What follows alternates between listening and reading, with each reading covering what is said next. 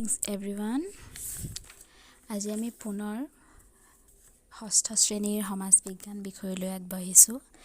আমি আলোচনা কৰি আছিলোঁ পাঠ নং 9 কি ক'ত কেতিয়া আৰু কেনেকৈ। ইতিমধ্যে যোৱা দুটা ভিডিঅ'ত তোমালোকে গম পালাই আমি এই পাঠটোত কিহৰ বিষয়ে আলোচনা কৰি আছোঁ।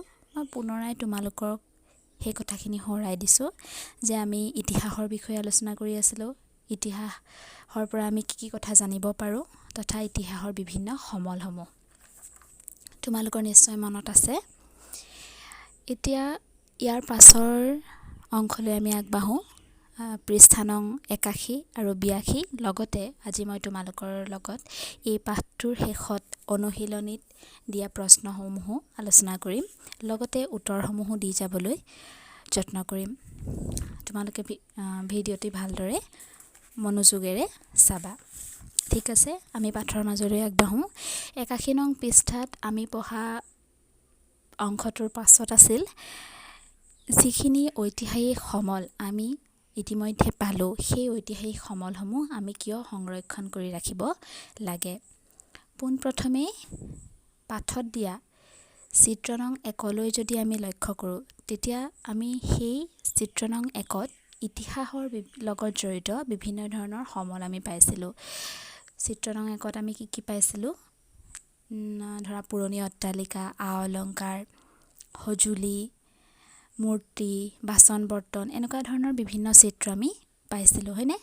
সেই চিত্ৰটোত যিখিনি সমল আমাক দিলে, সেই সমলসমূহ আমি যদি সংৰক্ষণ কৰি ৰাখোঁ, তেতিয়া সেই সমলসমূহৰ পৰা আমি অতীতৰ সেই সময়ৰ এটা নিৰ্ভৰযোগ্য আৰু সত্য আভাস পাব পাৰিম। অৰ্থাৎ আমি যদি বৰ্তমানৰ আমাৰ লগত থকা যদি কিছুমান সম্পদ আমি সংৰক্ষণ কৰোঁ, তেতিয়া আমাৰ উত্তৰ প্ৰজন্মই, আমাৰ পাছৰ প্ৰজন্মই সেই সমলসমূহ চাই আজিৰ সমাজৰ কথা জানিব পাৰিব। ঠিক সেইদৰে অতীতৰ সেই সমলসমূহ সংৰক্ষণ কৰি ৰখাৰ ফলত আমি আজি সেই সমলসমূহ চাই পেলাই অতীতৰ সেই সমাজ ব্যৱস্থাৰ বিষয়ে জানিব পাৰিছোঁ। যদি আমি সেই সমলসমূহ সংৰক্ষণ কৰোঁ, তেতিয়া কি হ'ব?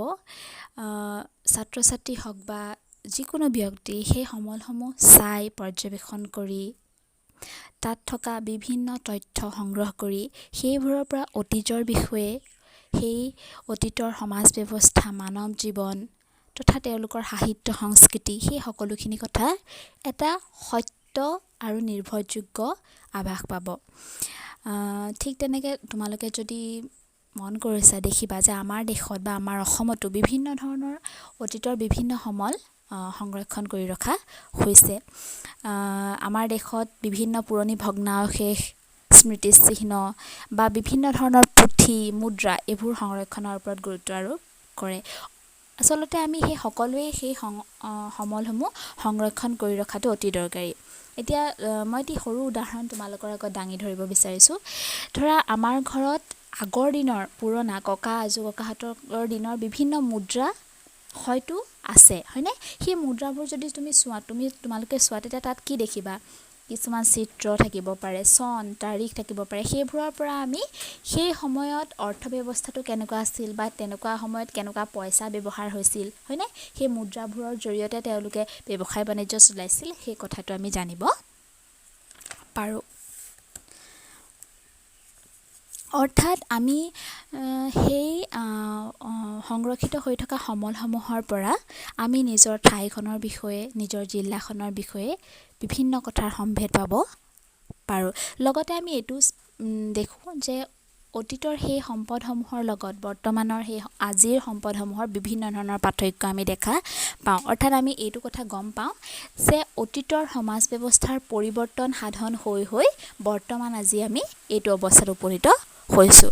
গতিকে আমি সেই সম্পদসমূহ বা সেই সমলসমূহৰ সংৰক্ষণ কৰি থকাটো অতি প্ৰয়োজনীয় হৈ পৰিছে।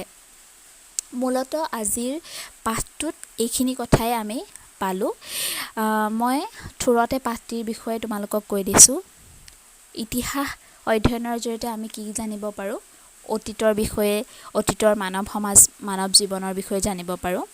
লগতে আমি পালোঁ ইতিহাস আৰু সাধুকথা একেই নহয়, দুয়োটাৰ মাজত পাৰ্থক্য আছে। ইতিহাস অধ্যয়নৰ জৰিয়তে আমি অতীতৰ সমাজ জীৱনৰ লগতে সেই সময়ৰ সাহিত্য, সংস্কৃতি, পৰম্পৰা তথা সেই সমূহৰ পৰিৱৰ্তনৰ বিষয়ে জানিব পাৰোঁ। ইতিহাস অধ্যয়নৰ বিভিন্ন সমলসমূহ আছিলে, হয়নে? সেই সমলসমূহ একাদিক্ৰমে কি পালোঁ আমি? বিভিন্ন ভগ্নাৱশেষ, শিলালিপি, তামৰ লিপি, মুদ্ৰা, সাহিত্য, হয়নে?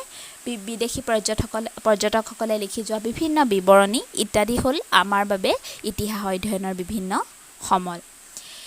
তাৰ পাছত ইতিহাস অধ্যয়নৰ সমলসমূহ সংৰক্ষণৰ জৰিয়তে আমি আমাৰ অতীতৰ সমাজ ব্যৱস্থাৰ বিষয়ে জনাৰ উপৰি সেইবিলাকৰ কৰ্ম বিকাশ তথা সেই সম্পদসমূহ বা সেই সমাজৰ পৰিৱৰ্তনৰ ধাৰা সম্পৰ্কে জানিব পাৰোঁ। আজি ইমানতে আমাৰ পাঠটি অন্ত পৰিছে। তোমালোকে হয়তো এই পাঠটিৰ জৰিয়তে মূলতঃ আমি ইতিহাসৰ বিষয়ে জানিব পাৰিলোঁ। ভালদৰে পাঠটি 2বাৰ বা 3বাৰ ঘৰত পঢ়িবলৈ যত্ন কৰিবা, তেতিয়া নিশ্চয় আৰু অধিক এই বিষয়ে জানিব পাৰিবা। আমি পাঠৰ শেষত থকা অনুশীলনীৰ প্ৰশ্নসমূহলৈ আগবাঢ়িছোঁ। প্ৰথম 1 নং প্ৰশ্নত দিছে উত্তৰ লিখা। প্ৰথম প্ৰশ্নটি হ'ল ইতিহাস কাক বোলে? ইতিমধ্যে আমি ইতিহাসৰ বিষয়ে সমগ্ৰ পাঠটোত আলোচনা কৰিলোঁ। তোমালোকে নিশ্চয় এই উত্তৰটো জানা, তথাপিও মই তোমালোকক কৈ দিছোঁ। ইতিহাস কাক বোলে? আমি পাই আহিছোঁ অতীতত ঘটা প্ৰকৃত ঘটনাৰ নিৰ্ভৰযোগ্য ধাৰাবাহিক বিৱৰণীয়ে হ'ল ইতিহাস। অৰ্থাৎ অতীতৰ কোনোবা এটা সময়ত যিটো ঘটনা ঘটিছে সেই ঘটনাৰ সত্য আৰু নিৰ্ভৰযোগ্য বিৱৰণীয়ে হ'ল ইতিহাস। দ্বিতীয় প্ৰশ্নলৈ আগবাঢ়োঁ। সাধুকথা আৰু ইতিহাসে একে অৰ্থ নুবুজায় কিয়? আমি পাঠত পাই আহিছিলোঁ যে সাধুকথা আৰু ইতিহাস সম্পূৰ্ণ পৃথক। কিয়? তাৰ প্ৰধান কাৰণটো এইটো যে সাধুকথা শুনিবলৈ আমোদজনক, কিন্তু বাস্তৱত সেই সাধুকথাৰ প্ৰমাণ বিচাৰি পোৱা টান। অৰ্থাৎ সাধুকথা সত্যৰ ওপৰত প্ৰতিষ্ঠিত নহ'বও পাৰে, কিন্তু ইতিহাস নিৰ্ভৰযোগ্য তথ্যৰ ভিত্তিতহে ৰচনা কৰা হয়। আমি দ্বিতীয় প্ৰশ্নটিৰ উত্তৰো পালোঁ। তৃতীয় প্ৰশ্নলৈ আগবাঢ়োঁ। ইতিহাস অধ্যয়নৰ সমলসমূহ কি কি?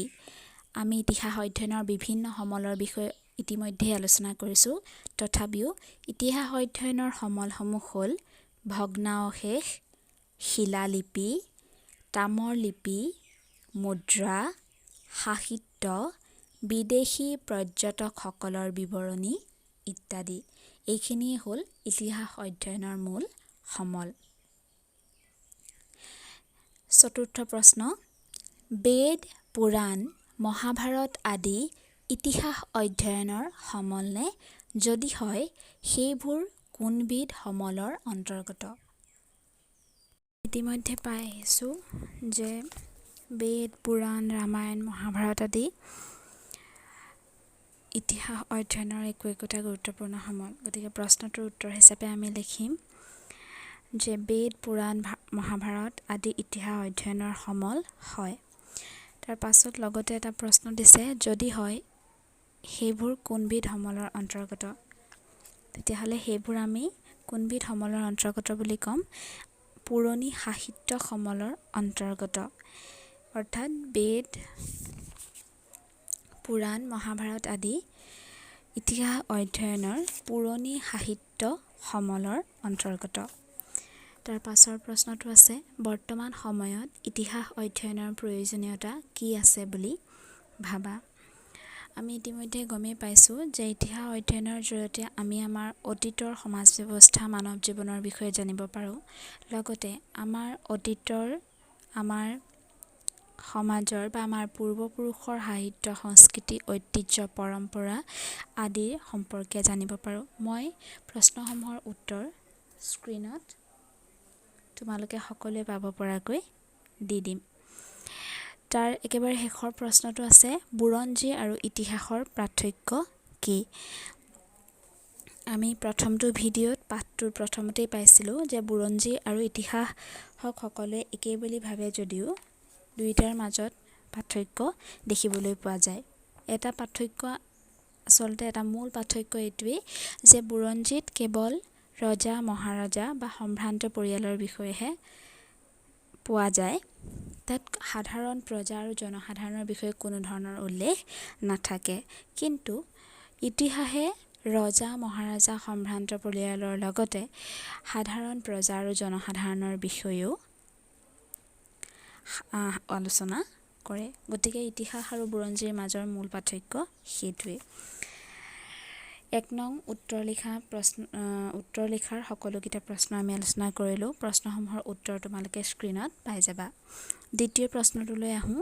তুমি জনা যিকোনো এটি আখ্যান বা সাধু কথা দলত আলোচনা কৰা। এইটো আচলতে দলগতভাৱে আলোচনা কৰিবলৈ দিছে যদিও তোমালোকে নিজৰ নিজৰ ভাল লগা এটি সাধু কথা লিখিব পাৰা। তৃতীয় প্ৰশ্নটোলৈ আহোঁ। এইকেইটা হ'ল দলগত কাৰ্য, তোমাক দলত ভাগ কৰিবলৈ দিছে। মই জাষ্ট তোমালোকৰ লগত আলোচনা কৰিছোঁ। প্ৰথম প্ৰশ্নটো কৈছে তোমাৰ অঞ্চলত যোৱা 10টা বছৰত কি কি পৰিৱৰ্তন হৈছে তাৰ তথ্য সংগ্ৰহ কৰি এটি টোকা প্ৰস্তুত কৰা। অৰ্থাৎ আমাৰ অঞ্চলত যোৱা 10টা বছৰত কেনেকুৱা ধৰণৰ পৰিৱৰ্তন হৈছে সেই বিষয়ে তোমাক জানিবলৈ কৈছে। ইয়াৰ বাবে তোমালোকে তোমাৰ মা দেউতা বা ককাহঁতৰ সহায় ল'ব পাৰা। তাৰ পাছৰ প্ৰশ্নটো দিছে তোমাৰ জিলাত কিবা ঐতিহাসিক সমল আছেনে? যদি আছে তাৰ তথ্য সংগ্ৰহ কৰি শ্ৰেণীকোঠাত আলোচনা কৰা। তাৰ পাছত কৈছে তোমাৰ নিজৰ জিলাখনত কি কি ঐতিহাসিক সমল আছে। অতীতৰ বা ইতিহাসৰ বিষয়ে জানিবলৈ আমাক যিবোৰ সমল দৰকাৰ তেনেধৰণৰ কেনেকুৱা ধৰণৰ সমল তোমাৰ জিলাখনত আছে সেই বিষয়ে আলোচনা কৰিবলৈ কৈছে। তৃতীয়তে ঐতিহাসিক ঠাই এখনলৈ যোৱাৰ ভ্ৰমণসূচী প্ৰস্তুত কৰা। এতিয়া ভ্ৰমণসূচী মানে কি? ভ্ৰমণসূচী মানে হ'ল তুমি কোনোবা এডোখৰ ঠাইলৈ যাবলৈ ওলাইছা, সেই ঠাইলৈ কেনেকৈ যাবা, তোমাৰ ক'ত ক'ত ফুৰিবা, ক'ত থাকিবা, কেনেকৈ উভতি আহিবা, এই সকলোখিনি সামৰি তোমাক এখন ভ্ৰমণসূচী তৈয়াৰ কৰিবলৈ কৈছে। আজিৰ ভিডিঅ'টোত তোমালোকৰ বাবে এয়াই। আশা কৰোঁ এই সকলোখিনি তোমালোকৰ বাবে লাভজনক হ'ব। প্ৰশ্নৰ উত্তৰসমূহ নিজৰ নিজৰ বহীত টুকি ৰাখিবলৈ যত্ন কৰিবা।